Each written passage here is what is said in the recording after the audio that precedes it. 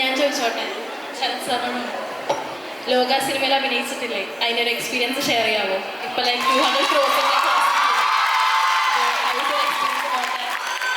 അതിനെ കുറിച്ച് പറയാമോ?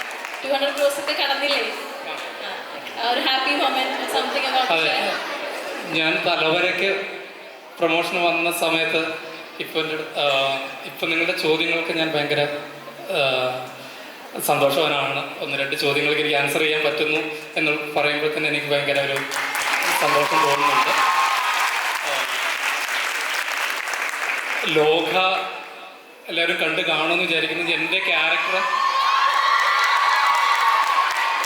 കുറച്ച് കന്നഡയും കൂടെ ഉള്ളൊരു പരിപാടി ആയിരുന്നു. എന്നെ സംബന്ധിച്ചിടത്തോളം കന്നഡ എനിക്ക് അത്രയെന്നല്ല, എനിക്ക് തീരെ അറിയാത്തൊരു ഇതായിരുന്നു. അപ്പം അങ്ങനെ ഒരു പരിപാടി പിടിക്കാൻ വേണ്ടി ഞാൻ കുറച്ച് എഫേർട്ട് ഇടേണ്ടി വന്നിട്ടുണ്ടായിരുന്നു. അതായിരിക്കും എൻ്റെ ഫുൾ ലൊക്കേഷനിൽ കൂടുതൽ സമയം ഞാൻ സ്പെൻഡ് ചെയ്യുന്നത് ഈ ഡയലോഗ് പഠിക്കുക എന്നുള്ളതായിരുന്നു. കാര്യം പുതിയ വേർഡുകളും നമുക്കറിയാത്ത ഉള്ള ഇതായിരുന്നു. അപ്പം ലോക സെറ്റിലിൻ്റെ കൂടുതൽ ഞാൻ ഇത് ചെയ്യുന്നത് കന്നഡയുമായിട്ട് പോകാനായിരുന്നു. Thank you.